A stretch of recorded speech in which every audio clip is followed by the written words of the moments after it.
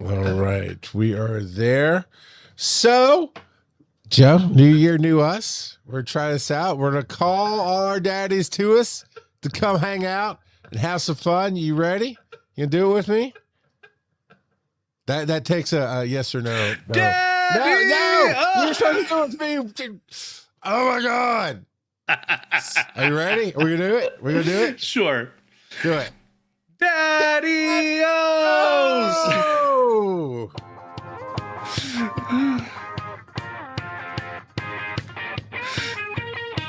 This is Wise and Nerdy, where fatherhood meets fandom.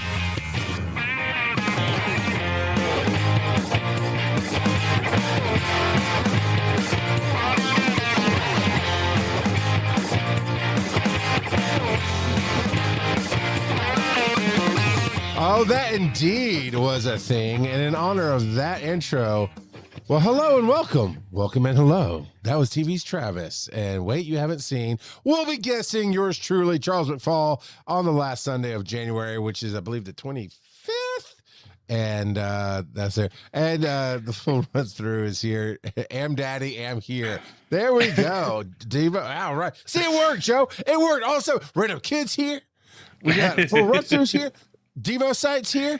It worked. I told you it'd work. It did great. Travis wants me to hop on there sometime in February as well, so Nice. I'll have to figure that out. But So I'll have to talk to you afterwards about how that kind of works, because you've been on with him a couple of times. So yeah. Haven't it been a couple of times? Yeah. Twice. Well, I know. Yeah. Okay. Yeah. There's Borderlands. There was definitely the Nines. And I want to say there was another. Yeah, the Relic. So the Relic was the first one. Yeah. So and that's the thing. I keep bringing him movies. I'm waiting for him to bring me one I haven't seen. But we'll enough of plugging his show, tvtravis.com, and go check that out. But Joe, before we get started with the question of the week, we have something kind of serious to address. I understand there is a member of your household that has an addiction that we might need to pray for her and help her out, but she must have that popcorn or she will not listen to this show. And I'm not going to call out any names. Not Jebediah, he's my favorite. But praying for you, bud. That's all. Just all. That's all. Amen, John. Amen. There we go. All right. So it's time for the question of the week. Joe, what is that? what is your favorite Disney movie? Deadpool. No, I'm just kidding. Yeah, no, people play that. Okay, so I honestly didn't think about this much, but there are some caveats to that, right? Is there though? Just has a Disney when you start the movie, the Disney logo comes up with my hands making them across the screen motion for podcasters with the star. Yeah, you know the Disney star thing going. The Disney star over the castle. Sure. Yeah. Well, we can go with that. What's your favorite? Because I got to think about it for a minute. I mean, I know who my favorite princess is, but I don't know about my favorite movie. Tron. All right. That was a Disney film, wasn't it? It certainly was. I absolutely loved Tron growing up. And Tron Legacy was pretty good. And apparently they're talking about doing another Tron that's completely separate from Tron Legacy even. So we'll see if that is anything, but yeah, no, I absolutely loved Tron. Just the whole thought of getting sucked into a computer fascinated me as a kid, and I never grew out of that. Getting sucked into another world is still some of my favorite. That's kind of tropes. Right? Yeah. So. Man, that's a tough one because I have a lot of fond memories of Disney movies. Hawmps, Hawmps, I think is what it's called. It was this movie with Don, the 1970s, the big comedian that was skinny, always into everything. Not Don Amici. Not Don, man. I know you're Googling it real for me. I am Googling it because I have never heard of this. Hawmps. Hawmps. It's with an A, it's not like humps because that would sound dirty. It stood for it was okay. So it was this basic military Western, like set in the Wild West a little bit. So it's kind of a military movie where they're trying to prove that it's a comedy, it's for families, but they're trying to prove that camels would do better than horses. And so in true military fashion, it's an acronym for horses are stupid. I don't know what it stood for. And this is a Disney movie? Yeah. Look for Apple Barrel Gang. I gotta go to IMDb now. Now I've gone down a well. This is the most dad thing I've ever done. Started on one track and just gone down this rabbit hole of honestly movies that nobody's heard of. Yeah, I have never heard of Hawmps. Apple Apparently it came out in Dumpling 1976. I have heard of the Apple Dumpling Gang. Okay, so it's where is the star? Don Knotts. Oh, there you go. Diva's got it. Is it Hawmps or is it Hawmps? I thought I had an A in it. HAWMPS is what I found. I thought so. Yeah. So it's fun. You and your family would love it. I mean, this is the golden age of Disney live action, right? The animation had really put them on the map. They started trying their hand at stuff like Pete's Dragon and different things like that. And the Apple Bottom Gang is in there. The Apple Dumpling Gang. The Apple Dumpling Gang rides again. Herbie, I believe, is Disney. Is in that realm of this era. So I can tell you, my mother, you know the stories, so it's more strict than even your house, loved it. We watched as a family a lot. You will enjoy it. But I think of those things. I think of like the Apple Dumpling Gang and those kind of things. But honestly, when you said Tron, it made me think of the Black Hole. And that was a more darker, more serious type sci-fi. Those other movies I just talked about, silly family comedies. Don Knotts, one of the best physical comedic actors ever. I mean, he is hilarious. His stuff holds up to this day. But always silly, always wholesome. My grandmother looked like him. It was weird. But Apple Bottom Gang are the ones with the boots in the front. Yes, sir. I know, right? But the Black Hole was their foray, Disney's early foray into serious, kind of darker sci-fi, Cylon-esque robots, because Battlestar Galactica was huge at the time. Again, it's a 1970s, early 80s movie. He does the echo. I love it. And it was, I have a hard time when we say Disney movies and favorite all in the same sentence, because there's a lot of good ones. There's some that are meh, like the new Escape to Witch Mountain.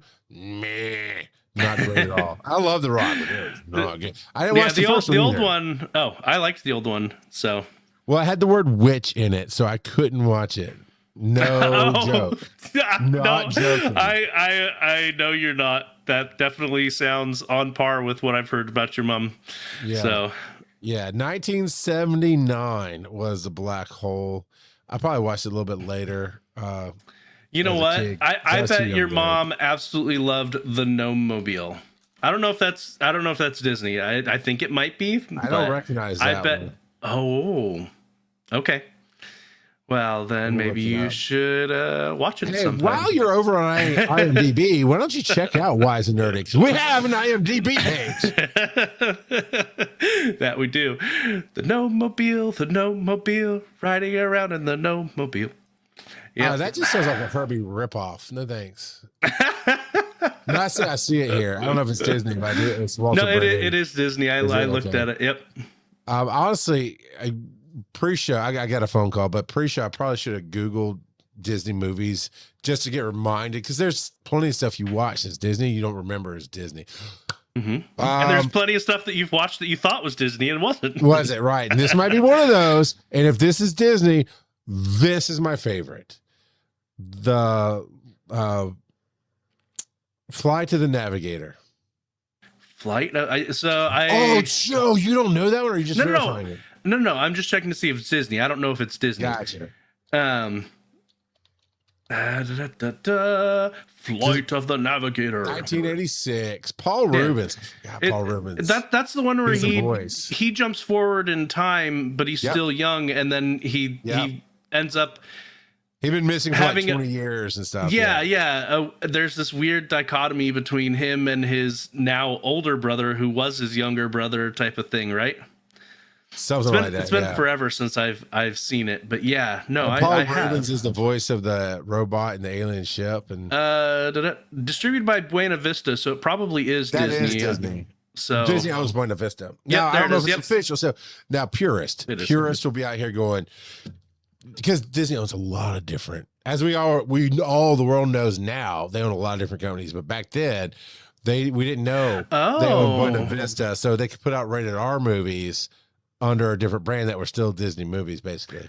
So it was sent to Disney, but they didn't approve it. It was sent to another organization that actually produced it, but they made a deal with Disney to distribute it. So Disney distributed it, but they didn't actually make it. Yeah, New Star Entertainment, which I think Disney ended up buying later. But New Star Entertainment made it. Yep. So not. But that's a good one. I do like that one. That's great. This was definitely not Disney. Batteries not included. Oh yeah, I like batteries not included. I still just even thinking about it wrecks me in my heart, dude. Just wrecks me. Yeah. Even though it still had a happy ending, it's just that middle part that you. Yep. It's got a tearjerker moment. It does. They make you get care so much about those little robots. They really do. Really do. Oh, I don't care about this. Those robots remind me of the robot from Robin Williams' Absent-Minded Professor. No, Flubber. That's what Flubber, Flubber is a Disney movie. Yep. Yeah, I just thought IMDb might make a list of Disney movies. It did not. Disney's been around for since the 1920s, or it's been around for a little bit time. Later than that, I think, but yeah, later. Okay, because I was actually thinking it might have been earlier than that. But yeah, anyway, regardless, it's been around for over 100 years. They've put out a lot of good stuff.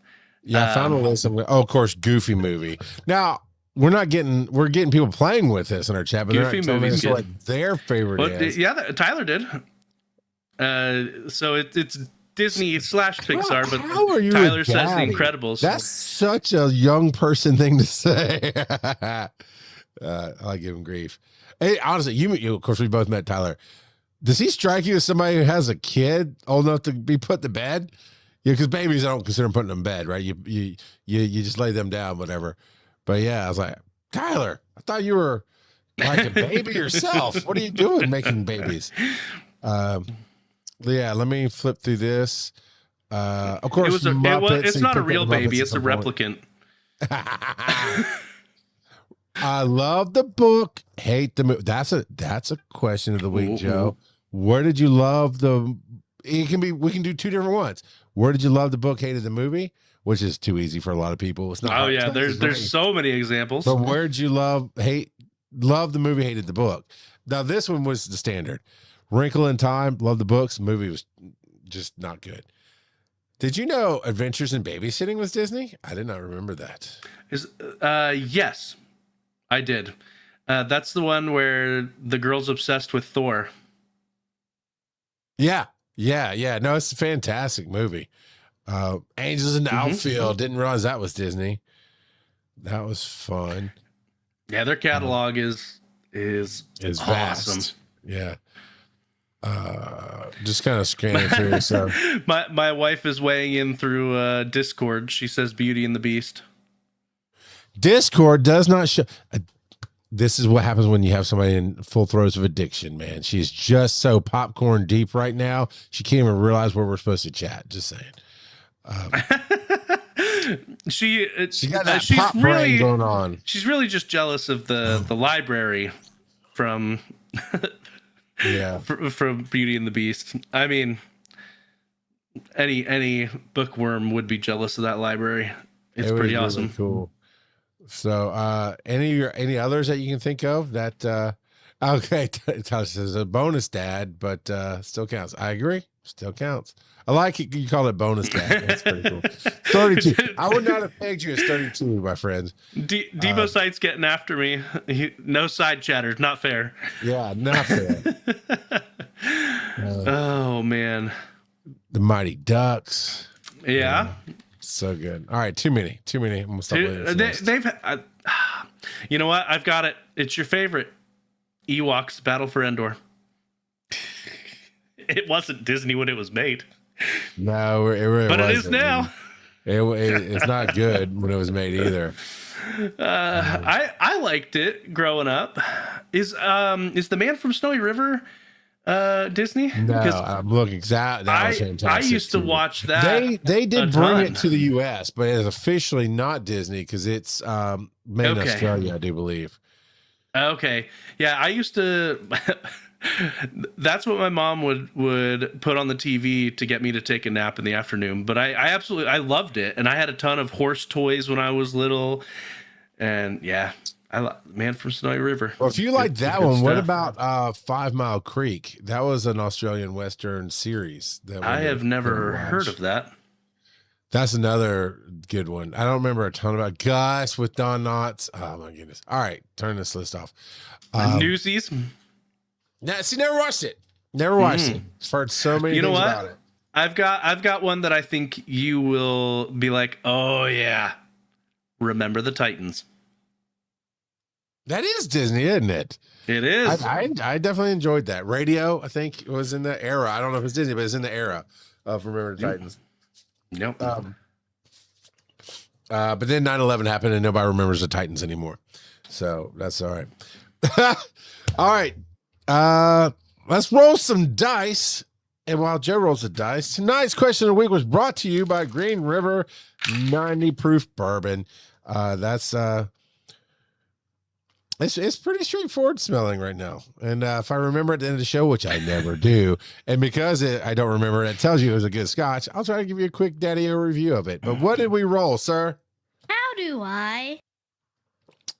do I like Devo since he liked the Howard the Duck movie? I don't know, man. I have never seen the Howard the Duck movie. Don't do it. Don't do it.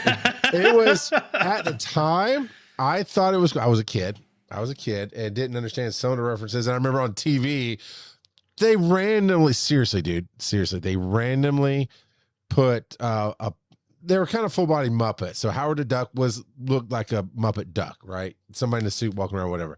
But on his planet, whenever he's doing his thing, there's this whole planet of ducks.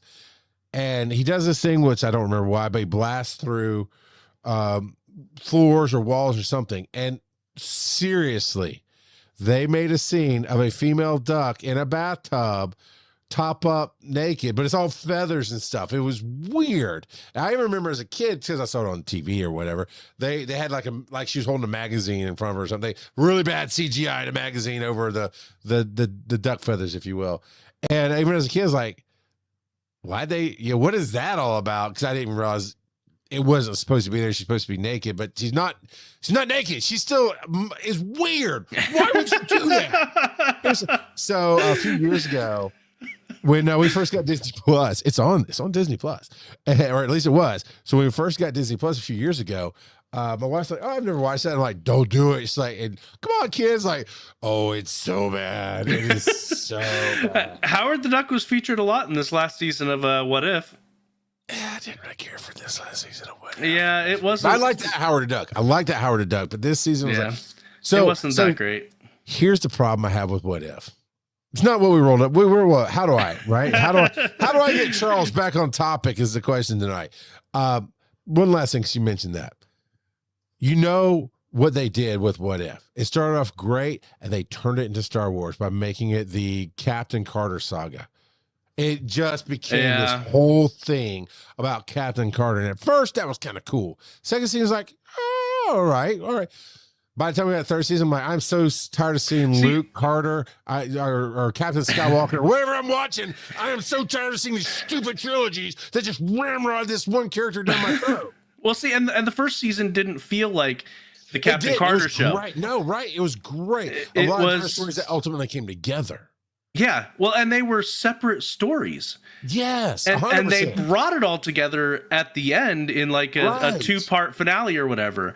But yeah, no, the last 2 seasons have been they've been okay, but yeah. All right, I'm gonna go ahead and give an instant review. Green River, miss it with Dr. Pepper. You do better. All right. All right. So what we actually called to talk about is How do I want to ask you this. Hey, got it right. Good on you, Jebediah. How do I instill a love for learning and curiosity in my children? Yes, that is a very good question, especially nowadays where, and it's not just curiosity and learning, it's also imagination, because they have screens in front of them all the time. And I really think that in a large part, that's a detriment to them, their imagination developing, because they're not forced to imaginate when they're just watching something. Ultimately, I think it boils down to reading with them, but also fostering, when they do show an interest, fostering that interest. So like, for instance, my middle child, who you call Bob, Oh, no, sir. I did not know you when you named him some average Anglo-European name. I go with Malachi. You went Bob. Sure, blame me.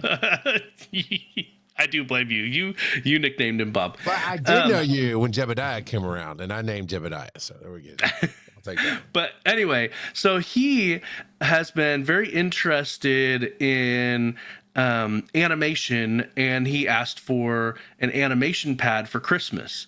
And so we went out, we got him an animation pad or something like that, or just like 'cause there's other people, parents out there want to know what to give their kid if their kid's interested. Yeah, we did a search, because I mean, we didn't want to break the bank, because animation tab, like if you get a good one, gets to $500, $600, $700. We did not do that. We found him one for under $100. And so it's not the best, but it is what he asked for, and he's tried it out several times.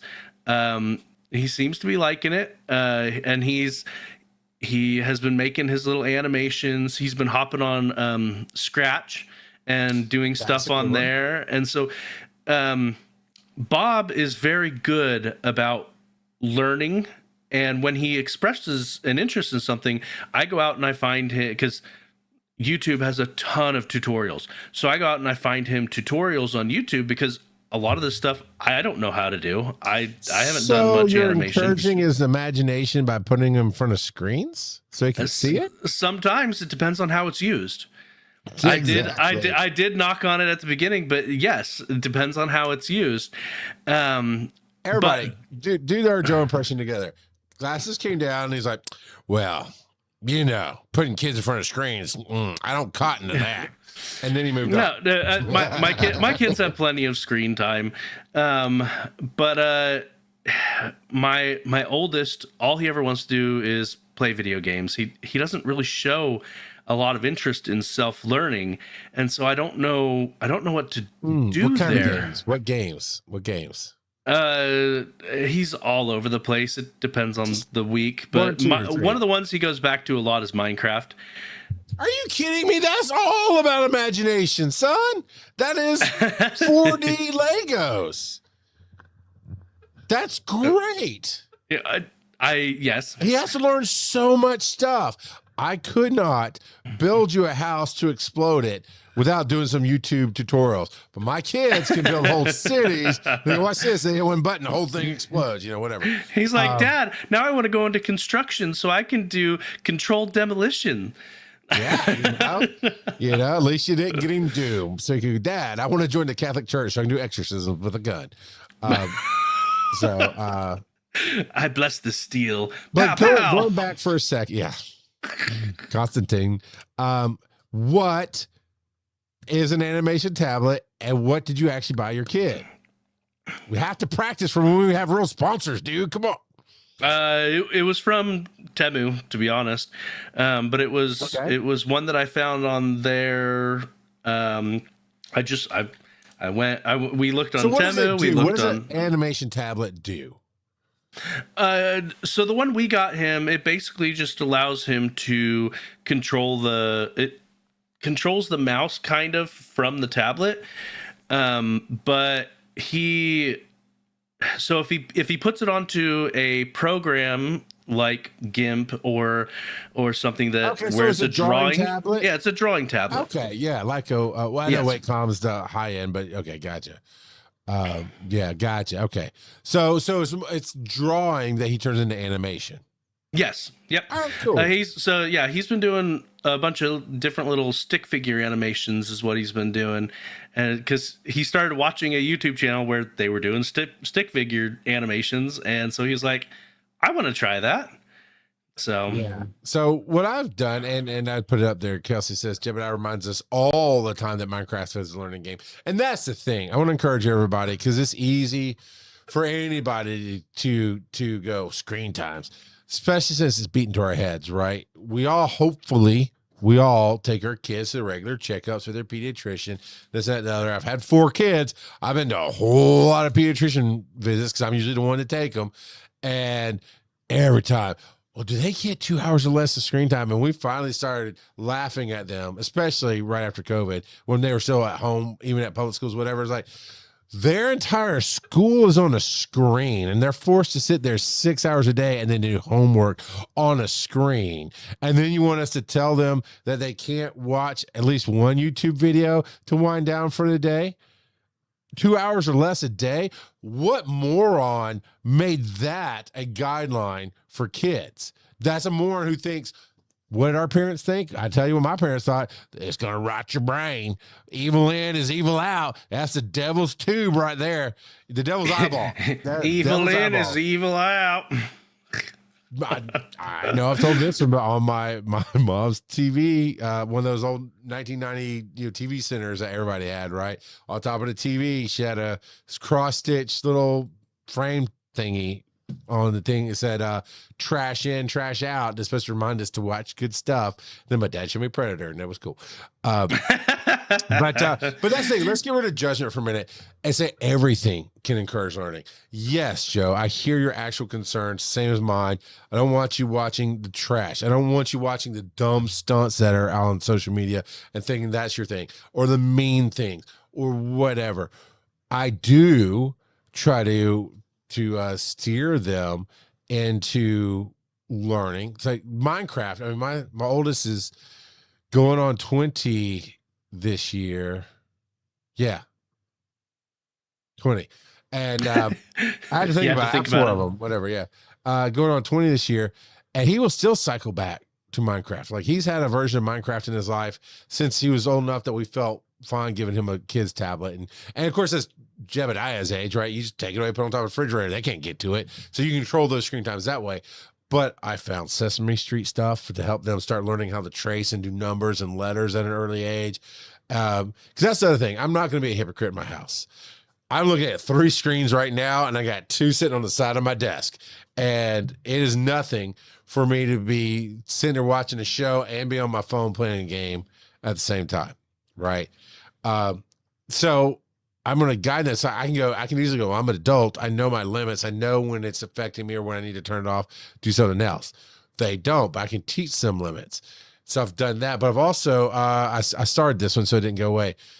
Full Run Through says, ours loves to help cook. It's a great way to get him off screens for a short time. It also helps us with his trying new foods because he will 9 times out of 10 taste it if you helped made it. That's so many layers there. So many good layers there.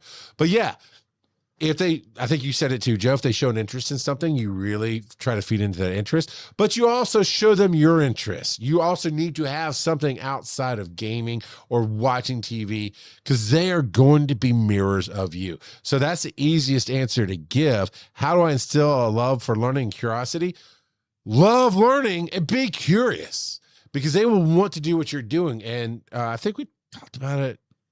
Pokemon Go. I know I talked about breaking the panel way back in the day, but for the longest times when we were broke, our family days, we'd have like $40 a week that we set aside and only had 2 kids at the time that we could do whatever we needed to with that. And at the time, this is 2010 ish. You get coupons. I mean, you still can, but it's our economy today is not what it was in 2010. And you could get coupons and stuff. So for $40, you could get a decent amount of fun food for the kids. And Joe, you and I have talked about this, where your kids have an amount for the year to do like a date day with you guys and that kind of thing. So same idea, but we would always incorporate the library and always say, hey, sit here and read a book. Sit here and have. And I didn't have, because I hate SpongeBob, I didn't have those kind of games in my house. But it was SpongeBob Teaches Typing. So as much as I hate SpongeBob and refuse to let my kids watch that brain rot stuff, I'm sorry, millennials, if I'm crushing you. You're fine. You're fine. You can put the glue down, stop sniffing it. You're fine. So, I mean, in all honesty, for little kids, I mean, SpongeBob is not made for little kids. It acts like it, but it's made for college kids. It just is. And they would see that and know that they didn't have it at home, so they'd go in. But at the library, it's all educational games, no matter what it was. And so they're always typing or learning something or clicking on some historical fact, even if it had SpongeBob or Smurfs or whatever on it. So, yeah, you incorporate all that. And then I just really try to get them to go with me to do something I love that is curious or is learning, and have a good time with it, that kind of thing. Orville Redenbacher says, sometimes I try to find an extra homeschool class they could take to explore their interests. Bingo, bango, bongo, right there. Malachi takes a web design class. Bob takes drama. Jebediah takes PE. 100%. 100%. Yeah, we let them choose their electives at a homeschool facility. One, to facilitate their interest, but also number two, to make sure that they're getting some extra socialization. Because you're a socialist. Yeah, I understand. But yeah, no, that when my wife first approached us about going homeschool, that was one of my biggest concerns, was making sure that we develop their social skills. And so she's in a ton of different homeschool groups, and she gets together with other kids all the time. So she has done a fantastic job at making sure they socialize.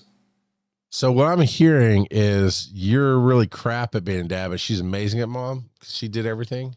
No? Sure. Yeah. No. Right? So Joe, let me ask you, what is something that, well, you talked about reading stories to them, because that is something you really like to do. You like to read. Yeah. Yeah. Yep. So I know you kind of touched. So I want to tell a little bit more about how you got. Let me ask you this: are all three of your kids readers now? Off and on, but it's also because we pay them a penny for every page that they read of an age appropriate book. So they're like, if I finish this book, I get money. Yeah, when you get down to that last few days before the paycheck, you start handing them "See Jane Run." There's only 5 pages, kid. You know, I can't afford Mockingbird today. It's too much money. Harry Potter's that. Let Daddy get a bonus, and we can read Harry Potter. But you know, that's how we did it. Oh, I hope you did it. Pizza Hut book rewards. They still have those. Yeah, I know. I mean, I was so excited when my kids started doing school. I was excited to find out that was still a thing. And our local library did it, and you didn't have to go through the public schools. And so we would get them into reading programs every summer, at least 2. You know, the local school would let us do it, even if we're homeschooled, and then the library, and sometimes a third entity would do something like that. And yeah, that's a great way to do it. Another quick, easy way is just be involved in a moment of your kids' lives. I used to live in a place that was a lot more woodsy and remote. And we'd have snakes in the yard. And there's this one day, the kids, I saw them out in the backyard kind of looking at something. So I went out there, and it was a black snake. And they were a little freaked out a little bit, but they were curious, right? And 4 and 5 and 6, somewhere in there. And so I educated them on, we don't kill snakes. We came into his house. How would you like it if the snake came into our house and tried to kill us? Well, Daddy would take care of that. I just realized I gave you some nightmare fuel, kids. I'm sorry. I would take care of that. But the whole idea is, this is his house. We leave him alone. We can look at them. They're pretty. And I took him a basic chart and said, and in Georgia, these are only the bad ones that you really need to get away from. We only have 2 really, and 3 cottonmouth, copperhead, and sometimes rattlesnakes, but you got to really North Georgia, I think, to get rattlesnakes. But it's like, if you see those, you need to let Daddy know. Otherwise, just let them go. Just let them be alone. don't mess with them. And so they learned without fear to appreciate nature for a minute.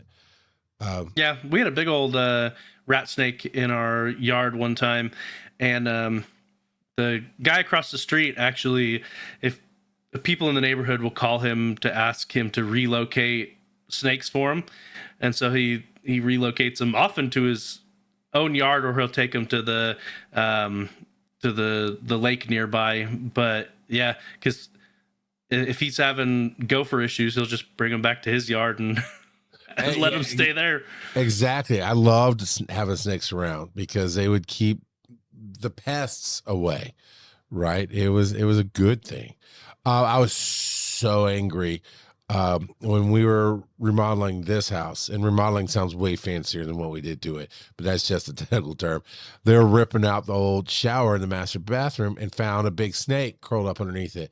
And it was some construction workers, and they freaked out and they killed it. And my wife told me about it. She was mad too. It's like, why'd they do that? Let's put it back out in the yard. I mean, I forget what kind of snake it was. Definitely not poisonous at all. And it's like a rat snake or something. And I'm like, well, I happen to know that this area has rats and squirrels and other crap that will chew up all my wires and stuff. You're fired. Get out of my house. Why did you do that? Yep. That would have been the best guard dog I could have ever had, and it's just unnecessary to do that. But yeah, the reading thing. So I want to touch base in a serious moment. I know I'll give you a lot of grief and I have fun, but in a serious moment, if you try to, this is just everybody. If you try to fight screen time for arbitrary reasons, you will lose. I can tell you, as a oppressed preacher's kid, when I was told just not to do something or to push back or just you can't, I wanted to know why, and I would never get told why, and it was blah, blah, blah. And we've talked about my gamut of journeys of watching things that I regretted or whatever. But, and I actually saw a scientific principle. If you tell, I don't know if it's a true story, but the story was a security guard got hired to protect this painting. It's called Three Figures. And it's literally just kind of circle heads, no real details. Just this art piece has three generic figures. And they told him to stand there and do not look at the painting. Do not interact with the painting at all. You're just here to make sure nobody messes with the painting. And he didn't even go 12 hours and he drew on the painting. He drew circle eyes on the paintings. And like, why'd you do it? He goes, because I thought it looked better. But a psychological principle of humans is if we give somebody some reasons and some flexibility, they will stay within those guidelines. But if you tell somebody 100%, this is a tiny box, and it's our nature to push back and give elbow and get some breathing room and that kind of thing. So by all means, rules are great. I still have them somewhere because my wife didn't want to get rid of them, but we have these tiny little kid tablets that were the first tablets my oldest two had, and it was locked down to Amazon Kids or whatever was available at the time. And even then I had to approve everything that they looked at and touched. But I took it as learning opportunities too, Joe. I know you can spot one of those cheap, stupid, possibly scam apps a mile away, right? You can see the logo like, no, this is a trash app. But my kids, all they would see was like, raise a baby doll or paint the nails. I'm like, no, let me go buy you a good game because this is trash. But I used it to show us, okay, it's safe. We're going to download, I'm going to show you. And then the ads would pop up and they couldn't enjoy their game. And so I use that to guide them. And that's really what you need to do, in my opinion. Yeah, my kids kept wanting to download fake Minecraft that's just full of ads and spamware and stuff. I'm like, no. You have also, Minecraft. Why do you want the fake one? Stop. Yeah, oh, no, that's the thing. But also, Steven says, oof, I'm not an arbitrary rule maker. I just can't do it. The screen time thing is so hard for me. And my question is, are you watching the behavior of your child? Because when it affects your behavior, that means it's getting in, whatever it is getting into their psyche, right? So are we worried about screen time because we've been told to worry about screen time? Because again, 3 screens in front of me, I'm on a computer for work a lot. We're all on our phones for different various reasons a lot. We all have screens, and we are fine, mostly as human beings. And I would dare say it is what we take in and live in the echo chamber that makes us not fine. Here's an example of a rule we gave. Disney Channel's typically okay, but we got tired of it because every adult was stupid. And they just were ignorant, stupid, dumb, and then screaming all the time. That's a lot of kids, go to. We just didn't have Nickelodeon streaming back then when the kids were small enough. So this scream. So we'd say, nope, new channel, do something else. Nope. And for a little while, we actually banned at different ages. All of our kids at different ages have been banned from watching things with people in it because, it got too easy. Even that Ryan, Ryan on YouTube, the kid that does the toys. Yeah. He started off great, but even that became too much. It became a big commercial, right? Which is fine. His dad's a producer. It's make your money. I get you. But even then we're like, okay, it's just repetitive. It's just dumb. We just pointed out it's dumb. And here's the thing. They listen to you. They do. Even if they're like, but I like it. It's like, well, you get 20 minutes of that. You get 2 videos of that and that's it. And then you got to watch something I want you to watch, or you got to go out and play. And we gave them so many reasons to go outside: bicycles, skateboards, play houses, bats and balls, in the summer, little inflatable or those little plastic wading pools that you can do. And we'd go with them. And I just, because of my upbringing, I just push back when I feel like somebody's going, just that word screen time. What does that even mean? Right? Because we're doing it all the time. So if we can watch their behavior, when my kids got to where they were old enough to start processing what they saw of the Disney Channel or the Ryan or the whatever, and not act like it, then we let a little bit more of it. Because here's the reality. You can be strict. You really can. But life will find a way. We saw that in the documentary Jurassic Park. And it will come back on you. And what we have been doing is, when we talk about limiting screen time, we're specifically talking about like video games or mindless stuff.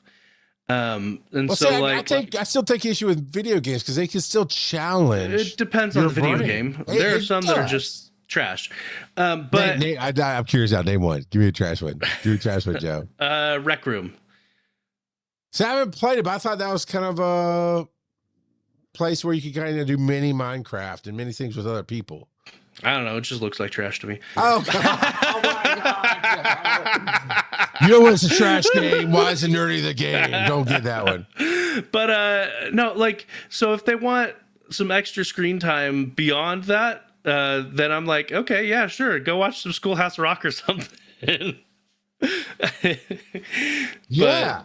But yeah, so it's more so that we limit how much free for all screen time they get, rather than guided screen time. Now, and by no means am I questioning anybody's parenting choices as far as rules. I am inherently pushing back against the generic screens are bad. And I'm sorry, John, we'll give you a little, not intentionally to be funny, but I'm going to push back on your trash games. Okay, there are definitely trash games out there. There are. But we just like there's trash people. We need to take it moment by, in my opinion, moment by moment. Clearly, they should just be playing Minesweeper 24/7. That's less of a thinking game because it's so random. There's no patterns to it. There are tons of patterns to it. What are not that you just didn't know how to play? Yes, I feed that thing a bunch. You shut it. All right, look, we can agree on this. Steven says our thing is I'm okay with the screen time until you can't put it down when the time comes. If you start fighting with me, we need to change tactics. And that's what I'm talking about, the child's behavior, how they're acting towards their siblings, how things are going on. And there's been many a time when, typically with my oldest daughter, but when she'd start acting out, I was like, I'm not going to use the actual phrase I use because we're a family-friendly show, and my family is friendly with 4-letter words, but this show isn't. But I was like, you're acting like the stupid YouTube crap you watch. Give me your tablet. You're done for a while. I'm not going to have it. Now, I probably could have found a middle ground. Going with his original statement, Steven says, she follows up, my childhood friend wasn't allowed to do anything at home, so he just stayed at my house all the time doing what he wanted. And that's what I mean by life will find a way is we all know my son dropped out of high school, but had to talk to him, had to work that out because he has to make a choice. That's the thing. As ill-equipped as our kids are in life without experiences to make choices, they still make choices every day. My oldest daughter is a dumb bleep sometimes, and she is smoking cigarettes. I'm like, I cannot believe you're doing that because of everything I've shown you in life. For those of you tuning in for the first time, paramedic. All her life I've been paramedic, and I've explained the medicine behind the choices that I make in life. And I do not smoke cigarettes. I do not drink heavily. I do not let them drink. And I told them why. It's like, because your brain is growing. Alcohol will change your brain chemistry, period. As you're forming. Yeah. But they will make choices. So what I do is I make sure that they understand choices do have consequences, but you're also loved and welcome in my home.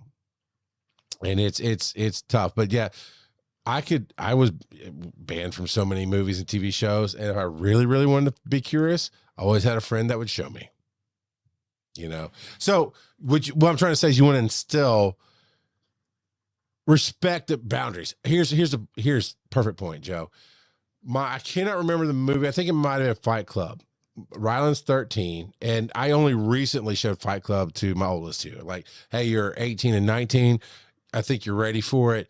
I think it's going to blow your minds. But I'd also worked with them on different things throughout life to get them ready for that movie, because you got to get them ready for that movie. And they loved it. So my 13-year-old asked about it. I went, no, I don't think you're ready. And he kind of started getting funny about it, about like why. And I was like, hey, how often do I tell you just no in your life? So respect that. If I really don't think you're ready and you see what I do let you watch and do, you got to trust me, man. I will get you there when you're ready. And he respected that, because I think it writes back into everything you're saying, Joe said, you're Joe, Steven's saying, that as long as we involve ourselves in our kids and guide them in a direction we want them to go and enforce the rules however we want to enforce them, it's going to be all right. Yep. And then I like what Steven said here. All screen time is not created equal. I definitely agree with that. Now, here's a Rec Room probably is a trash game. It's not the game. It's the fact that it is a social construct to interact with people on a kid level, and you're always going to have. Mm-hmm. But I use some of that to also teach my kids interactions, because Oakland, now I won't go into long stories, but basically, especially on VR and stuff, you can hear everybody talking. And when I see one of my kids start getting upset playing with other people, I'm like, just cut it out, because you don't want to play with people who are crappy. I mean, there's always somebody on the internet that's going to come in and try to ruin a game or do something dumb. I said, these things have multiple servers, multiple rooms.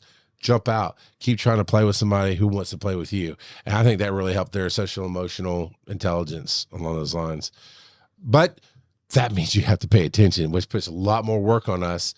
And if we just hand them a screen and let them loose in the world, well, guess what? The world's going to raise them. And I don't want the world raising my kid. I don't mean secular versus church. I mean, I don't want humans other than myself investing time in my kid if I can help it. So I guess we're at roll some dice time. Yeah. Or is Kelsey, now's a great time to go get a refill on your popcorn. Council of Dad. Woo! Jumping to another big one. All right, so I just deleted it by accident. There we go. Murderer. So I've gone through this cycle in life. I've been married 24 years. We've been together 25. At a certain point, you kind of stop. It all blurs together, right? Quarter century. For literally, we've been together longer than we were ever apart. She was 18 when we got married, and I was 23. So we both have passed that marker of we've been together longer than we were ever apart, which is pretty cool. Man, those divorce papers are going to hurt when I serve them. But anyway, sorry. Dark humor. All right. The question is for the Parliament of Papas. I know a lot of times it's tongue in cheek. Here's the fun thing, but I really felt like this is a good question I wanted to ask and see what you thought as a creator. And I'm glad Steven's here and some other people that can feed into this. Do we need our spouse's support? And let me qualify that a little bit. I mean, I think the obvious answer for anybody is yes. You're a team. You have to be on the same page. I don't mean that. I mean, my wife still doesn't understand what I do here. right? You know she's going to Dragon Con a couple times. Very rarely does she sit and watch any of the shows, right? She doesn't seem to. Kelsey, now we bribe her with popcorn, and now she's on our dime. You know, if you run out of popcorn, dude, just hit the PayPal. We got you. We're gonna make sure she still watches. But like I've been talking about so much, but Better Man, I came out just changed from watching that movie. She's like, I don't get it. I don't know why we had to watch it. Which, let me side note. Stupid Americans, you don't have to do anything. This movie is not being forced on you like Clockwork Orange prying the eyes open. You choose to go see it or not. So anyway, she didn't get it. And I've been, yes, it is Random Kid. Popcorn's not a joke, says Random Kid. So she's got some people on her team. Team Kelsey now. And I don't mean that. So everybody's like, yes. So yeah, I don't mean like partners, but I mean in the sense of I just see this world that a lot of the people don't see, right? I just see possibilities. I see where I need to go. I couldn't have gotten where I am today if I didn't, at 12 years old, start seeing a vision of myself on a stage in front of people and not knowing what that would look like or meant, but that's where I got to go. Most people don't understand that. And I'm okay with most people, but for the longest time, I struggled with her not understanding podcast. Now I had her support. She was supportive, you know, not that we're the family that says, I give you permission, but when you're taking time away from your family, the partner has to be okay with that. Or in other words, allow that to happen. Right. So she would allow me to take the time to do the podcast. She would allow me to go to different things as life's gone on. I mean, I've missed a few anniversaries because I was at conventions. I've missed some birthdays. And it's okay. My kids that's their life. They've just understood that all their life because I'm there other times. But there had to be some balance. But I've gotten that support. But she definitely doesn't understand my need to be in front of people. She doesn't understand the creative heart I have and how fragile it can really be, and that little child inside of myself that I need to learn how to express and protect at the same time. So that's what I mean by, as creators, do we need to have our spouse's support and the fact that they see it, they believe in you. That Ozzy and Sharon Osbourne has been his manager forever. It feels like, I mean, it might have literally been forever, and they've been married forever. But she gets it, right? They are side by side. She's getting them out there. She got her own shows, all this stuff. That's a duo of creators. I'm not going to speak for your house, Joe. I'm not sure how you would describe your house, but my house is not a duo of creators. We are very alike in a lot of ways. When it comes to this, we are opposites. So if you hopefully understand the premise of the question, Joe, do we need our spouse's support to be able to do what we were born to do in life? So obviously your spouse doesn't have to understand the need to create, but they do need to be supportive of it. So they don't, I don't think they have to create with you or anything like that. But I think anything that's going to be pulling time potentially away from the family is something that you need to discuss with your spouse and get their support, at least in that regard. No, yeah. I'm trying to think where my brain wants to go with this. I feel weird when, I mean, everyone's weird. No. I'm awesome. I feel weird. I feel out of sorts, sir. Like when Tyra gets it, right? Phil is just about as close to me as my wife is. I mean, we've gotten so intertwined in our lives in the last couple of years that creatively, that even watching Better Man, you know, I was thinking, I kind of wish Phil was here because I knew she didn't care for it. She didn't like it, and that's okay. It is okay. But I want her to kind of see the world that I see. And I'm always dealing with some kind of demon, some kind of something in my past I'm trying to work through or whatever. But one of the things is I always kind of felt like I had to choose one path or the other. And I've worked my life that way and found a balance and kept moving forward and this and the other. This Chattacon will be the first time she's ever gone. Other than she went to Dragon Con, but it's just a different thing. She kind of I gave it to her. She was present at Dragon Con. I wouldn't say she went to Dragon Con. Yes, she was present. She didn't go, but she also went to serve, and that's one of her love languages. And I knew she would get something out of it, and she absolutely loved preparing food for people and being there and meeting the need. But not enough, right? Because there were some other things that are important that came out of it. But this Chattacon, and she's only coming because we're making our anniversary trip, basically, because we didn't get inspired to really set something up this year at all, and it just worked out that way. And she'll be at a con a little bit, and I don't expect her to be there much, but I've always wanted her to be my biggest fan, I guess I should say. And she's not. Not that she dislikes what I do, but she's not my biggest fan. Devo and Steven are fighting for that position. So, keep campaigning. You might win, guys. Patreon.com/wise__nerdy. Does that make sense what I'm saying, Joe? That Yeah. I'm wanting something that I can't have. And I just recently realized I'm okay with that to a point, but I'm still coming to terms with it. So you want a cheerleader instead of just someone that enables it? Yes. That's a cheerleader still seems a little not quite on the nose for the concept, but the way you phrase it, yes, a cheerleader is higher than somebody who enables it. Yes. You want the three-legged race partner.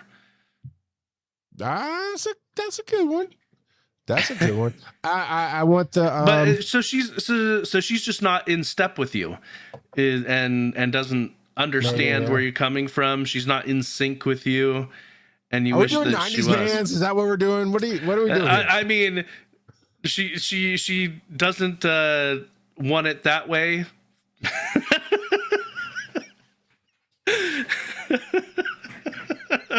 I appreciate the effort you put in to that squirrel of a joke. It took me about half a second to catch you, but that was. Steven says, I'm bummed when my wife doesn't dig something like I do, but that's also why I have all my nerdy friends. And there's definitely something to be said about that, for sure. I'll be honest, Tyra is one of the few nerdy friends that my wife has cared for.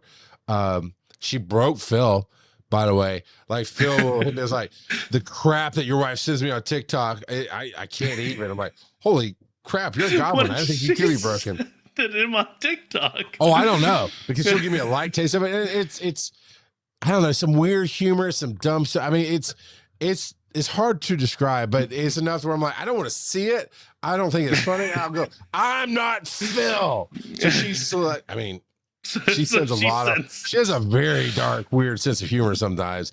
That is like, not for me. But oh, now this sounds like a quote, but like sometimes you just want someone who would help you make stickers, man. I guess I want somebody who sees what I can't see, right? Like I'm going in this direction, I'm inspired, I do this thing, and I love her to go, hey, I know you so well, and I know where you're going with this. You should try this thing, and go, oh my God, that's amazing. Someone that helps the process instead of just being the emotional support. That's a good phrase. Now, John says, this is funny that you're having this conversation because I plan on leaving a speed pipe. He's going to talk really fast on that thing. And I'm not one to point out flaws and typos because Lord knows I dictate typos all the time. I just leave them in my text and send them on. But yeah, would love to hear what you have to say on that, Devo. Back in the day before podcasting, when I had a band, I really wanted her. I don't know. Okay. This going back to screen time. It's not about the time of the screen, but it is about what's on the screen. I probably watched too many dumb 90s movies where the support was just the biggest fan and oh my God, you're the best guitar player, baby. All that stuff, whatever, this band doesn't need you. You're the superstar. And it's just, we used to have fights early on before, there's pre-kids and there's post-kids. So the first 5 years of pre-kids, in the pre-kid section of our life, when I was really working the band stuff hard, we get in fights because she said she would support me, and that would just mean she would show up. I'm like, this is not support. And we didn't know the word love languages and all that then. But like, this is not support at all. You just showing up going, And putting on the face, you can't see me on the podcast, but kind of like I'm a here face is not support to me. But I did have to learn that because she was saying yes to letting me spend money on these things and take time to do it and focus on that instead of her or anything else she'd want to do, that was her way of supporting something she didn't understand. And a random kid says, Charles wishes his wife was a rock goddess of podcasting. It's funny you should say that. For the longest time, she is the domestic goddess, and she actually still talks to people that way sometimes about, oh, what do you do? I'm a domestic goddess, and it's fun. And then he says, then their kids wouldn't be stuck being demigods. They are kind of stuck being demigods, but that's okay. Hercules did all right for himself. So do you have anything else to say on that one, Joe? Yeah, I don't think I mean, I guess it depends on the person, but for me, I don't need my wife to be in lockstep with me in my creative process. It's sufficient to me that she supports and enables me to enjoy this creative process. She does show up and listen more often than not, and so I'm happy about that. She gets her popcorn and loves the drama. Roll that dice. Okay, I can't do a better joke than that. That was a good callback. Daddy, tell me a story. Oh crap. I didn't put this in here. Somebody listening to come in the Charles show tonight. All right. How did the Matrix change me? Which is very apropos right now, because there's very few moments in my life that in the moment I realized my life was pivoting and changing, like full path changing, becoming in a video game. I'm leveling up and I'm starting to see that the whole next set of levels ahead of me. And the Matrix was one of those times. Happened to be right place, right time. I'd seen a few commercials on TV for it. Thought it kind of looked interesting.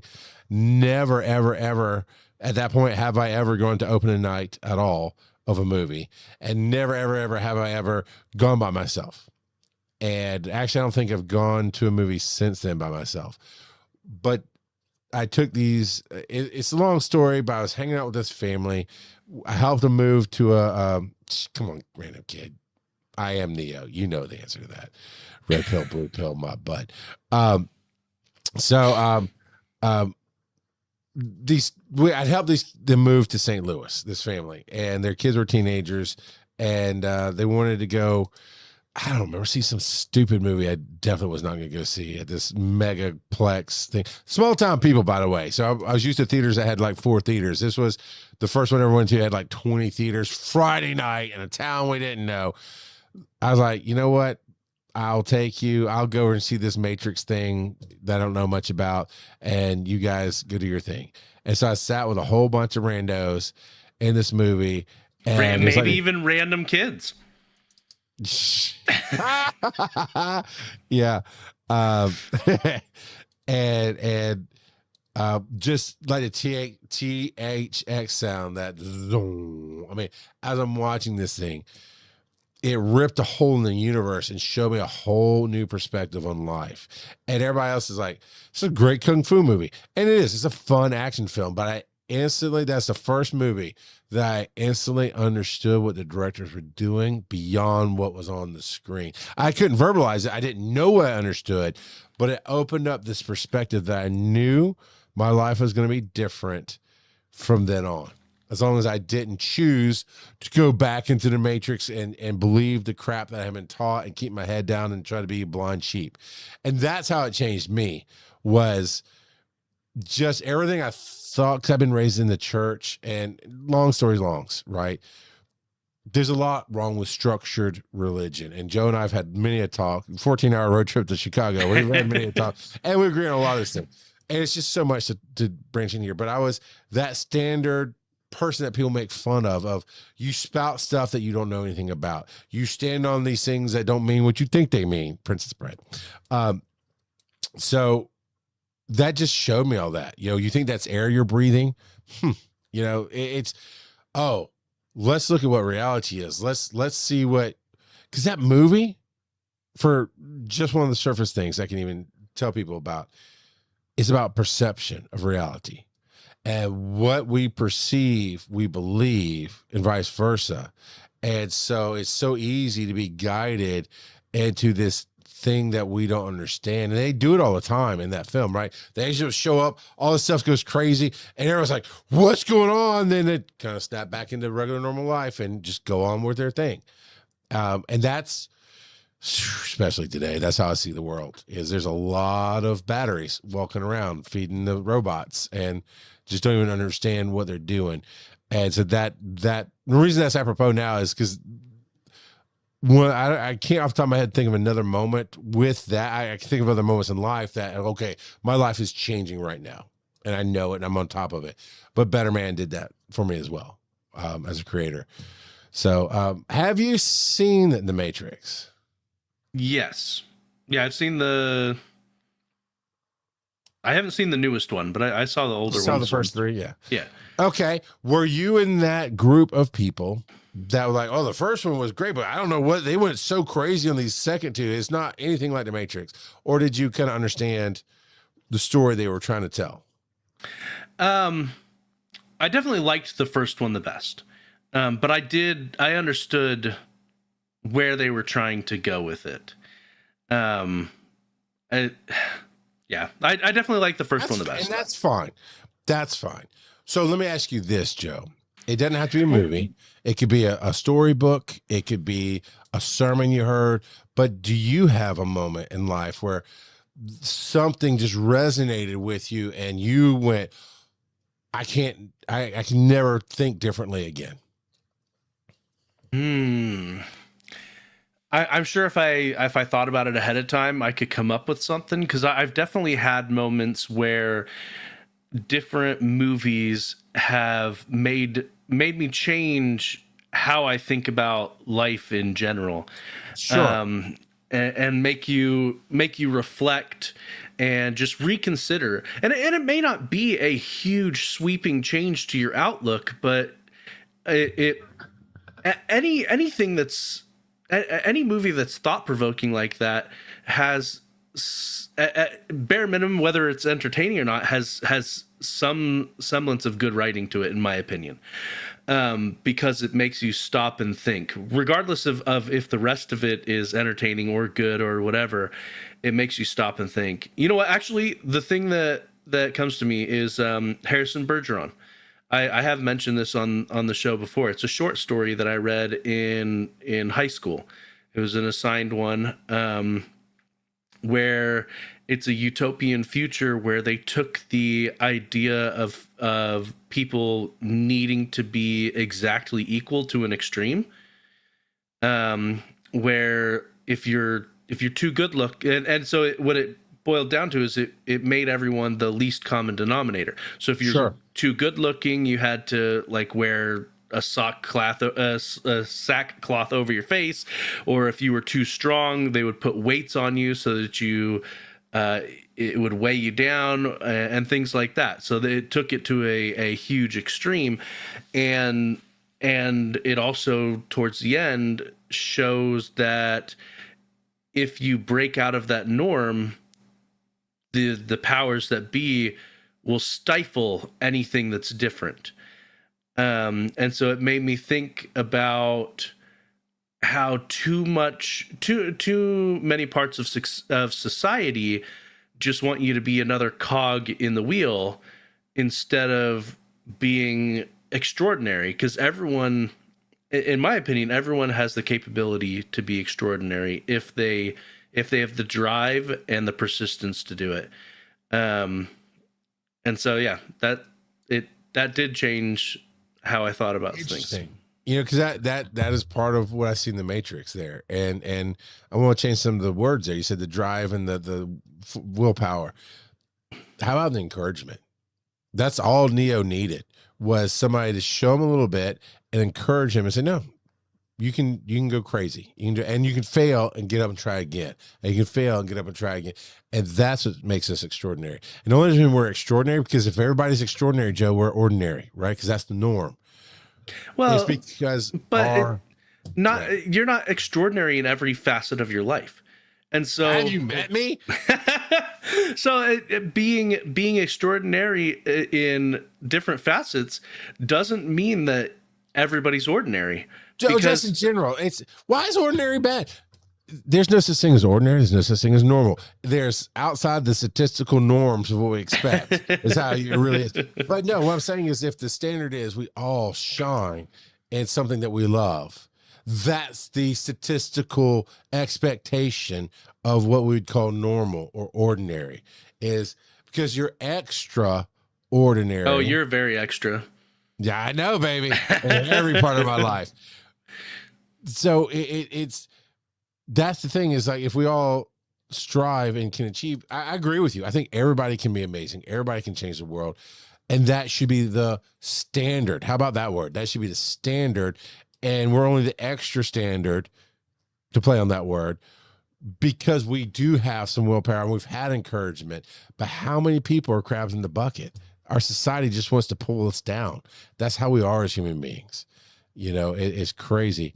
I like this. I like this a lot. You are who you are for your time and place. Thanks for coming to the show. That's it for tonight, man. I mean, that's amazing, Steven. You are who you are for your time and place. And I'm sure if we had more time to think about, if we were on another 10-hour ride, you would come up with a lot of great conversation on that. But that's the three Depends things. on how much Mountain Dew I drink. Oh, you drink it all. Hey, I found a Speedway today on the way home and got me a Mountain Dew Berry Blast Slurpee. It was great. Electric Blue. I think they call it Electric Blue for the Slurpee. Anyway, for me to have, I mean, there's plenty of movies that make me think. There's plenty of movies that do a bunch of different things, even give me some inspiration. But for it to be this life-changing wake up moment, it has to drive me to think. It has to make me feel. And it has to make me be very introspective about how this applies to my life. And it's rare that I get all three of those. Yeah, I've definitely talked about, I mean, we talk about nerding out stuff all the time. And I've talked about how I love this, I love that, or whoa, this inspired me, or blah, blah.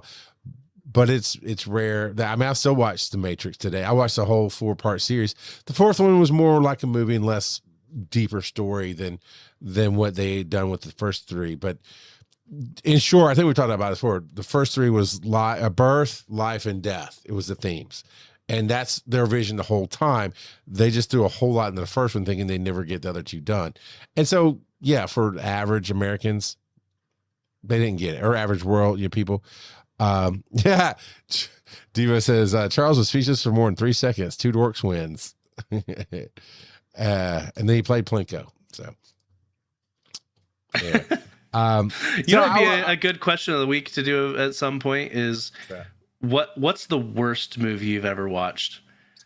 Oh, there's so many. Right? I think it could be a fun discussion. It could be.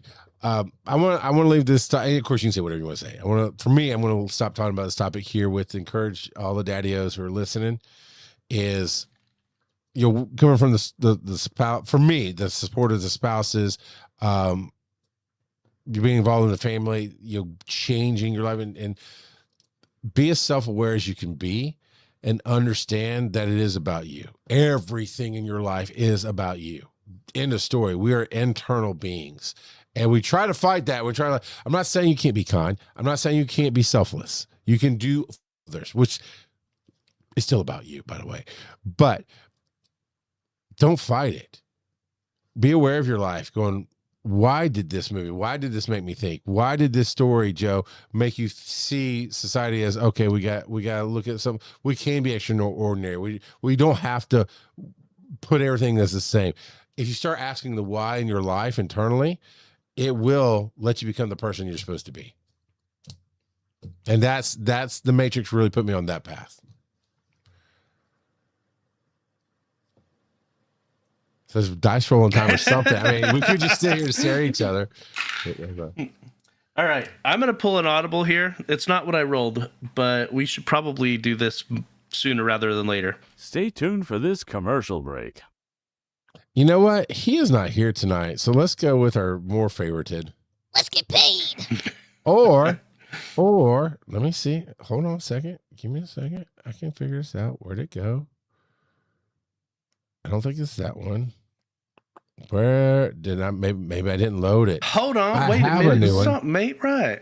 I have a new one, but I don't think it loaded on the board yet. So that will still be coming. How dare you? Look, everybody.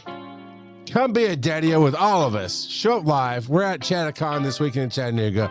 We're going to be at Southern Fried Gaming Expo in Atlanta. We're going to be at Dragon Con, Stellar Fest, Conjuration, a whole lot of appearances, mostly in Atlanta this year. Come hang out with us. Have some fun. And if you can't get there live, get into our dead zone. That's Discord. Go join us online where we're not real people. We're all AI bots. But that is Linktree. Yeah, patreon.com/wise_n_nerdy. Any level will get you automatically into Discord. Of course, you can go for free to Linktree/wise_n_nerdy and be a part of the fandom. Now, let's just chill out and think about how awesome we all are. But especially Steven.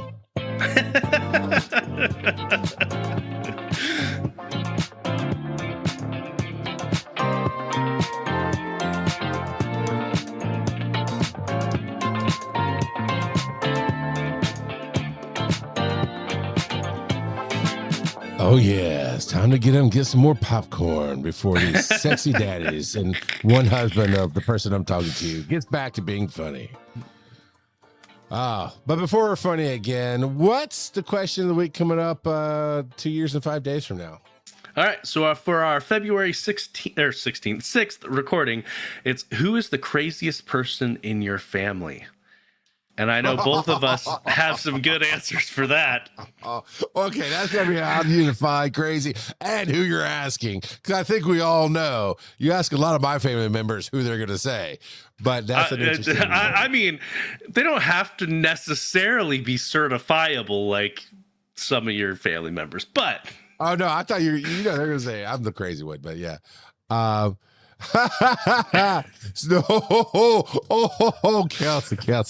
Kelsey. Now this is going to be a month-long running joke of popcorn because she told me to stop beating a dead horse, and only Axl Rose gets to tell me that. So, what else?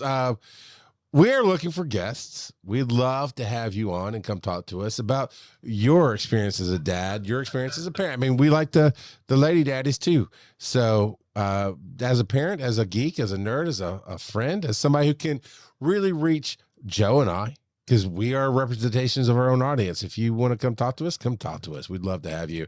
You can reach out, wnnShow@gmail.com. Yup. And speaking of, we should have played these ages ago. We've got a couple. Did you have some for the question? We got a couple of speak pipes specifically for the question. This is the whole cleanup section of the podcast. We'll get back to it. So, reminder: the question was, "What is your favorite Disney movie?" We've got an answer here from Casey J and from DevoSite. So we'll start with Casey here. G'day, dads.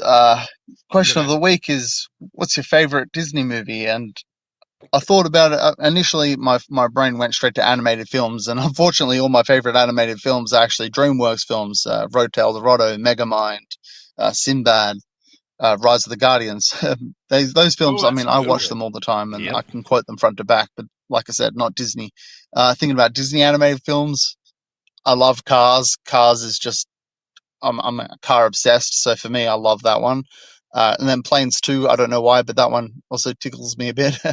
And then Moana, I can sing Moana back to front to back. Me and my kids watch that all the time. But honestly, if you're talking overall Disney, for me, it's Cool Runnings. I loved Cool Runnings as a kid. I think growing up in a hot country, you know, this sort of alien world of snow and ice is just fascinated me. So, and I love, I got a lot of laughs out of that movie so much. So yeah, if I have to pick one, Cool Runnings. So there's my answer. That is a good answer. Try. Just remember to have your lucky egg. Yeah.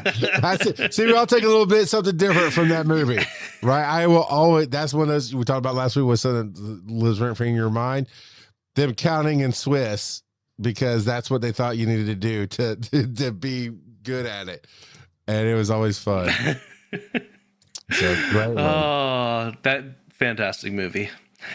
And that has John Candy, right? Yep. The late great. All right, and now we've got from Devo site.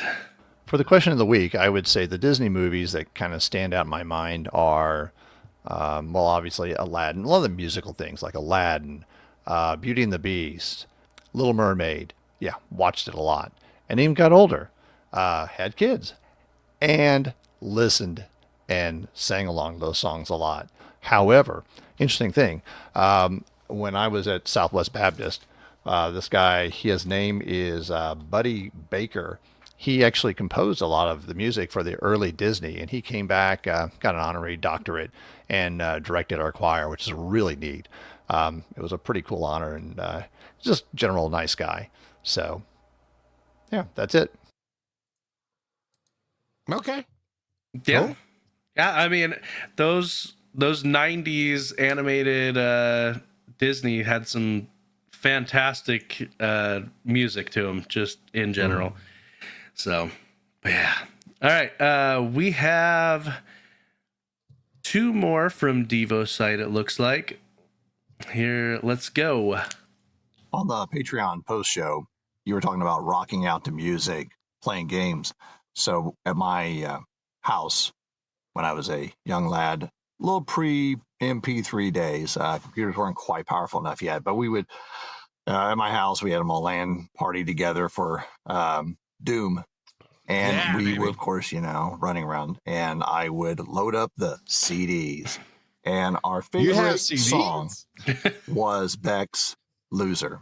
Oh, And we would just sing it. No. It's such a bizarre song anyway, but it just has that iconic, I'm a loser, baby, so why don't you kill me? And so the challenge between us all, was to somehow find one or the other and to shoot them at the moment of I'm a loser, baby, so why don't you kill me? It was an interesting. It was like not a drinking game, but it was more like the shooting game of first person shooters. Oh my god, so wrong.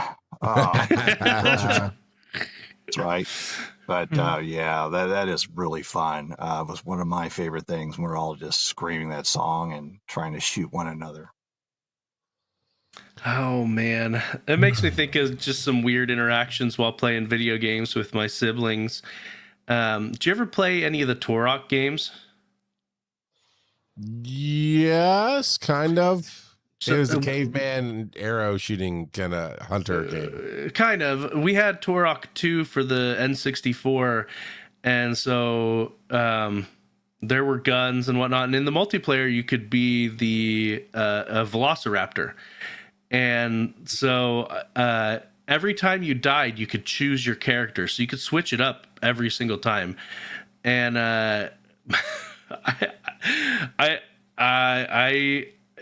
we must have been hopped up on sugar, or we were tired or something, but I kept choosing the raptor, and whenever the raptor would attack, it would make that screeching noise, kind of like in Jurassic Park. And I would go around and I would tell my siblings the stalker is stalking his prey, and then just pounce on him, and it freaked him out, but it was so funny. And I don't know, it at the time, retelling it doesn't sound funny, but at the time, because again, we were either hopped up on sugar or tired or both, it just was hilarious to me. But yeah. No, I get that. I totally get that. So the whole Beck thing, Devo, I just never understood Beck. I never got it. But Phil, he loves Beck. So anytime I can just rag on them, I will, because they are trash. It's him. He is trash, just like Phil is trash. For you to go, That song is like, oh my God, why?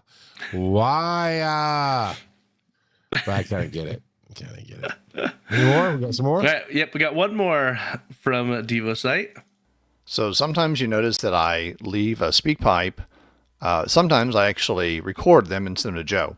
And the reason why is most of the time I speak the speak pipe because I'm in my car and just something I think about. But if I'm at home and I can do it, I do it on my microphone. But the speak pipes will often clip and cut out words and sentences and sections. So, Sure. I mean, speak pipe's really cool, but sometimes I have to re-record it, and sometimes I don't always catch the fact that it dropped. But that's the reason why you get two different recordings, some more melodious than others. Makes Maybe sense. SpeakPipe doesn't like people who like bad bands and singers. So you're saying SpeakPipe doesn't like Nickelback? What? I said bad, Joe. You misspoke, sir. You misspoke. Oh, people love to rag on Nickelback, but I know you love them. Because they've never made it as a blind man. That's just sad for them. So, It's true. Anything else? Nope, Any other that's all our SpeakPipes? Okay. SpeakPipes. All right, so I'm going to make an audible. Now, don't tickle the ivories there. We're going to go bad dad jokes. Oh, So I'm shucks, not ending. but I am not ending this show on bad dad jokes. Not again. We've done that before. Yeah, it doesn't end well. No pun All intended. right. And I think I have one for you. Waka bad dad jokes. You have one? You know Is that how I what you like said? to put. You know how I like to put the bad in bad dad jokes. I think I might have one that's Oh, no. airtime friendly. We'll see. Okay. Let's hear it. No, you tell your crap All right. first. We've got a couple here from Devo site. So here we go. What has four wheels and flies? A garbage truck. It does have four wheels and flies. It's true. You know, side note, because garbage truck, some idiot on TikTok was like, "Is Oscar the Grouch homeless?" I'm like, have you ever watched Sesame Street? No, the trash can is his home. And by the way, it's a TARDIS because it's much larger on the inside. Go find the episodes where it gives a tour of his house. It's massive. Sorry. Oh, I didn't know he ever did that. Interesting. Yeah, it's fun.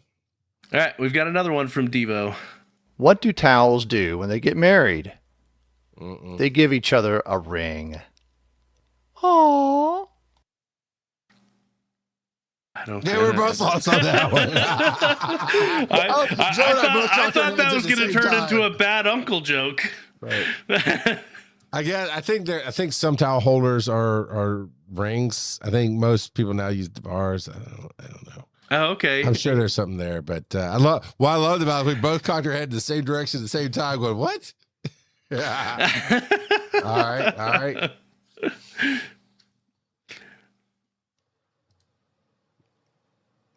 Is there another one? No? Are you playing one? No. Is that Okay. it? I Is that thought you done? said you had one. I have one. I'm going to tell you. I can didn't know tell you were another done. one. That's fine. How much room do fungi need to No. grow? They need to shut up, Joe. That's what they need. How much room? As much room as possible. Okay, that just sounds scientific. I don't understand. Mushroom. Oh, not much. Much. All right. Why do Native Americans hate snow? Because it's white and it settles all over the land. Yeah. Happy Thanksgiving, MFers. So, all right. And here I was like, they don't hate snow, especially the Native Americans of the North, because they make their house out of it. I don't believe the Inuit would refer to themselves as Native Americans, sir. They live in America. It's still North America.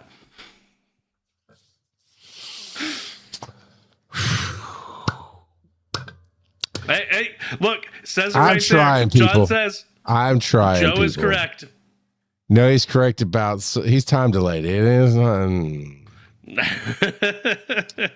Okay. So, Joe, is there a button you'd like to hit for nerding out? Sure. What are you nerding out about? You just panned to an empty box? You're nerding out about that? Okay. All right. So earlier you mentioned Princess Bride very briefly. And I know Yes. that you like Princess Bride. Love it. Okay. Well, I read a book.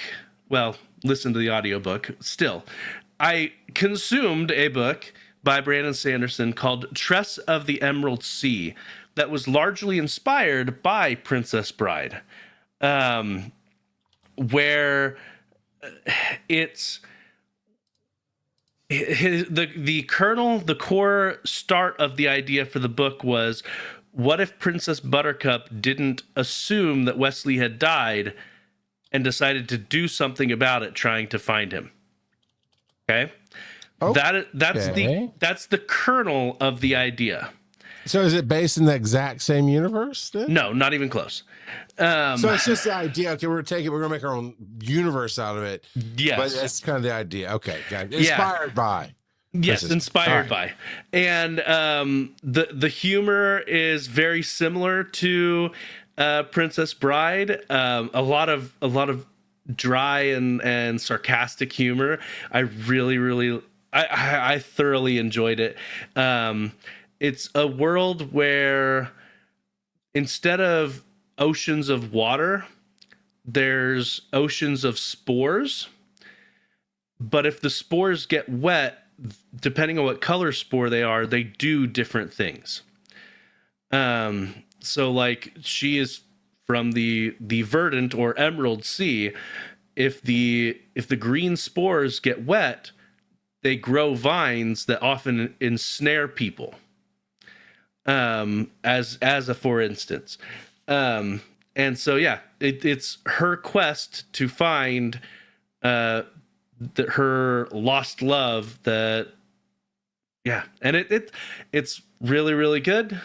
I don't know if he's gonna make a sequel to it or not. It in and of itself, it didn't leave you wanting more, so I wouldn't be surprised if he left it as a one-off. It is technically connected to the Cosmere, which is his interconnection between a lot of his different books, Brandon Sanderson's books. But it's only loosely connected to it. Like, you don't have to have read any of the other Cosmere books in order to read it or anything like that. And it actually started off as a book that he wrote for his wife, and then she said, no, you need to publish this and put it out there because she liked it that much. And see, he gets the support he's looking for. Honestly, side note, truthfully, I think that's the kind of moment I'm hoping for one day, is something like that. I could do something and I just did it because, and then my wife goes, no, yeah, you need to share this. This is crazy awesome. But that, I mean, so is it a series of books or is it just one story? This one is just one story, but it is technically connected to a lot of other books, but only loosely. So it's in the same, not even the same world, the same universe as a bunch of other books. But yeah, no, it was very, very good. I'm still working on Wheel of Time. I'm sure I'll nerd out about that more so when I finish it. I'm on like book 13, I think, out of 16. So I'm working on it. I'm getting there. Spoiler alert, they never finished the books. Yes, they did. You got so offended by that thought, though. No. You say that. The author died before the books were finished. I know. And Brandon Sanderson, who wrote this book that I just read, he's the one that finished the last 3 books of the series. So, and he was specifically, like, the author knew that he was dying, and so he took a ton of notes on where he saw the story going and asked his wife to find an author to finish the story because he knew he was dying. So, yeah. And Brandon Sanderson, he's talked about how reading through Robert Jordan's notes changed how he approaches book writing. Interesting. I mean, Brandon Sanderson already had quite a few books underneath his belt, but yeah, no, he said it completely changed his outlook on how he mapped out his books and whatnot. So yeah, I thought that was pretty neat. So that is really cool. Yeah, it is a huge undertaking. These books are not small, and there's a bit of a, I think it's books 8, 9, and 10 where they do a lot of world building, and they don't really move. It doesn't feel like they're moving the plot forward much, so they're a bit of a slog. But I'm past that point now, so yeah. Have you jumped into for the end of last year? It seemed like everybody was reading these, and nobody knew everybody else was reading them. And they're like, "Have you heard of Dungeon Crawler Carl?" I think it's what it's called. I want to. I want to. It's on my. It's on my to be read. Yeah.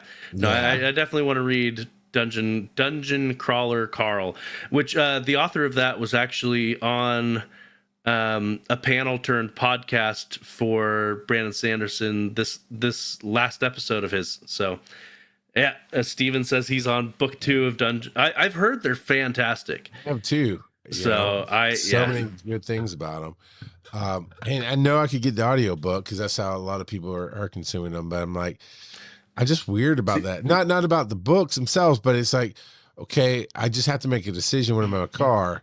I don't listen to a ton of podcasts, but the ones I do, I like to keep up on. And they like DTNS literally puts out one a day. So it's like, if I listen to a book for an hour today, that's 2 more podcasts I'm getting behind on. And I'm fairly caught up right now. So maybe I'll get to a point where I'm staying current in the week and then can start putting some books in, because I do miss it. I love Dean Koontz. He's my favorite. I've read a lot of his stuff, but not nearly enough. And I would like to do Carl, and I'd like to tap into some of these Brandon Sanderson books. Yeah, yeah. Brandon Sanderson, he's got a ton of books, and some are very good. When we have him on, we really want to dive into the creative intimidation that is to step into shoes of that size, to take it on knowing that fans are not the most understanding of human beings in the world. Yeah. But from everything I've heard, people really like how he finished it up. So obviously I haven't gotten there yet, but I am looking forward to it. So awesome. Well, my nerding out is snow days, which interestingly enough, there's still snow in our yard and around, and there's certain areas that haven't fully melted. And I went up to North Georgia today, about 2 hours north, to almost the South Carolina state line. And the base that we have there is really shaded in many areas. And it's like an ice field. Like they cleared off the drive for us to get in and out of our base, but the whole property that we have, this is decent size. Yeah, I mean, you don't call it a yard for business, but basically a decent sized yard. It's a good 1.5 inches of ice still there now, because it's snow that compressed down and just didn't melt and whatever. So it's crazy fun. But this past weekend, for all of us in the South, I didn't even ask you how much you had. I know we did some stuff on Discord. We got in our Discord and shared some photos. But ultimately, for me, I woke up Friday morning to already an inch on the ground, and it was coming down hard enough you could hear it hitting the roof. And for my lifetime, that's the hardest, biggest snow I've ever seen and had. And just that bite, man, there's just something different about snow weather than cold weather. But it was, I came out here to try to do some work, and I had my big heater on, had this blasting, and I only stayed out here like an hour. I just could not get warm. But the kids had a blast. Of course, they the snowballs, all that stuff. I'm beyond playing in that. So I like looking at it. It's fun, but I'm not going to play in it. But it shut down my world, right? I didn't go to work Friday, and didn't have a lot of work to do because the world shut down. Saturday, Sunday, my gig canceled. So I got a 3-day weekend. And for a minute, I regretted not really doing anything because it's a great opportunity to rewire my in-ear monitors to try to get them to work so I can take these headphones off because I like the in-ear wireless ones and the way they land, and they don't feed back in the microphone, blah, blah, blah. Clean up Wise and Nerdy's Patreon, or, a million other creative things I could do, right? Instead, I basically sat at the kitchen table with my wife for 3 days off and on, and we just played Zelda Tears of the Kingdom on like this huge wall with my projector. And we watched some things. We did some other little stuff, whatever. But we just chilled. And I remember Sunday morning, because I thought she was going to go do something. Because by Sunday, the roads were clear. I mean, we still had snow in the grass and whatnot, but the roads were clear and safe. Life could get back to normal. So I thought she was going to do some other things. So I'd said the night before, I might go work on some show stuff in the studio, whatnot. So Sunday morning, we're up 10-ish, whatever. I'm getting my coffee, and she's like, "So you gonna go to work?" I'm like, "What are you doing?" And she does a thing called roadie, and that's basically doing deliveries from places of stuff. Like you can actually order something from Best Buy, who does not have a delivery service, and I don't know how you do it. I don't think you just go right through the website. I think you got to go through the Roadie app. But if you want it delivered, you go through the Roadie app, order it, just like DoorDash. They add a fee to it, and it gets delivered to you that same day. And it's all local based, right? And she loves that. I mean, she does Lyft and stuff too for fun to make some money. But that she really likes because you can grab 2 or 3 things at once. And sometimes, it pays crazy good, depending on what it is. And she's like, "Well, no, I'm not going to do that because most of the places she goes, dirt roads, rural areas where sunshine's not good, that kind of stuff." I'm like, well, that does make sense because if you're in the city, you can just run and grab it. And we're not talking about just fast food, that kind of thing like DoorDash. We're talking about PCs and she delivers a lot of TVs and stuff that's not normally delivered unless you ship it in a few days, right? You want to order it today and get it today. That's how it's done. So so she goes, "So what are you gonna do?" It's like, well, let's just play some Tears of the Kingdom. And she's like, "Already?" It's almost like I said, let's crack open the bourbon and start drinking at 10. Like, yeah, why not? We're not doing anything else. And so by lunch, I had the bourbon cracked open because I wasn't doing anything else. So I'm drinking and we're playing Tears of the Kingdom. But it really was fun. It was to stay warm, right? That's why you were drinking the bourbon. Yeah. Always, Joe. It's so cold out here, so I'm always, okay. So here's the actual review. The Green River 90 proof, not for me. I still have half a cup left of it. It's like a double shot basis. I still have a shot of it left. It's just not for me. But yeah, I always stay warm. That's the only reason I drink. I'm a purist. My body's a temple. I'm a mega church. But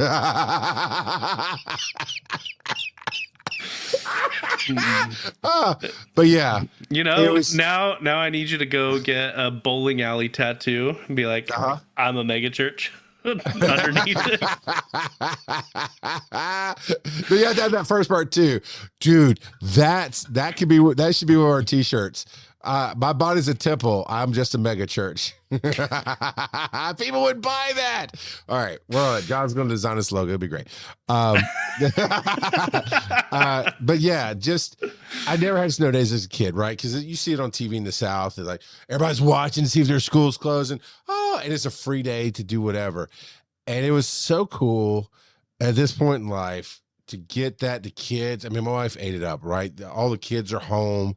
They're enjoying the time outside. They're enjoying the time inside. Yes, everybody kind of spread out again, did their own thing, so on and so forth. But there was more family time than normal because 2 older teenagers out of high school, basically, you don't have a ton of time together.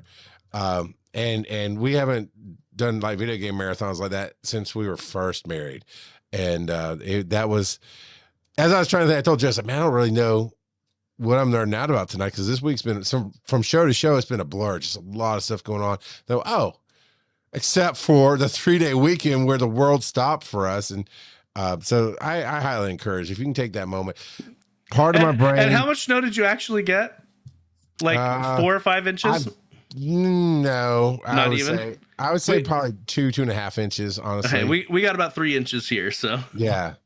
Where I live specifically, like there were definitely parts of Georgia that got 4 or 5, whatever. But then people in the north are just laughing at us because It really did. It shut down everything for the weekend. Laugh it up, chuckle butt, because one, in the South, it's not just snow, it's ice. We get tons of ice. Two, we only get it once every 2 or 3 years to that level. So we don't have all the crap you have that treats the right, if that treats the roads, that does all that. We don't have a whole lot of that because it goes to waste. Three, yeah, tell me how much you want to make fun of me about snow at Dragon Con when you're sweating and dying, and I haven't broken a sweat yet because it's not that hot. It's just humid. All right, it's just humid. So, well, and so you're talking about getting out and or staying in, whatever. So I had to work on Friday. Our office was closed, but I'm a teleworker at this point, and so I still had to work. Just because I was closed doesn't mean you don't have to work. But so my kids got out. They made this tiny little 8-inch, maybe a foot snowman, and they named it Bob. So Bob the Snowman. And so on Saturday when I was off, I was like, okay, we're gonna go make a real snowman. And so I proceeded to help them make a snowman that's about as tall as you are. Wow. Okay, I saw the picture. I didn't realize it was that tall. Yeah. No. Yeah. So it's about as tall as you were. We had to build a ramp to push the middle ball up onto the bottom ball because it was so heavy. Because it, like you said, it wasn't fully snow at that point. It was more it's not powder. It is not even close to powder. You don't really want to do snowball fights with this because you get hurt. Well, no, I had to keep telling my kids stop throwing snow at each other because they're gonna get hurt. And you do it a little bit. You always do it a little bit, but yeah, with the slush balls. Yeah.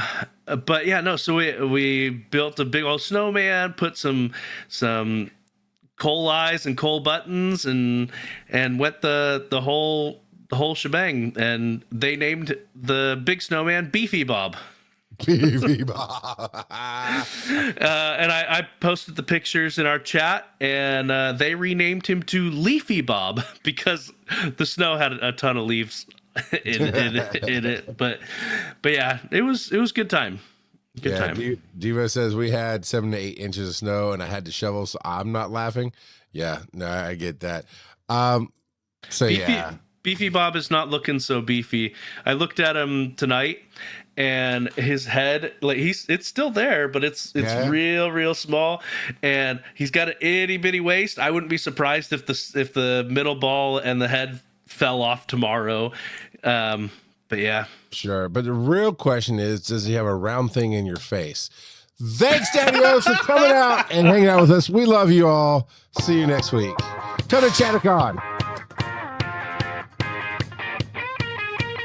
Follow these nerdy dads on social media. Charles at Rock God of Podcasting. Joe at Joseph_Ard. Check out the website, wiseandnerdy.com. And as always, they may not be your father, but they'll always be your daddy. And VO by Kurt, Somewhere Sunny, where he's posting those pictures. Florida.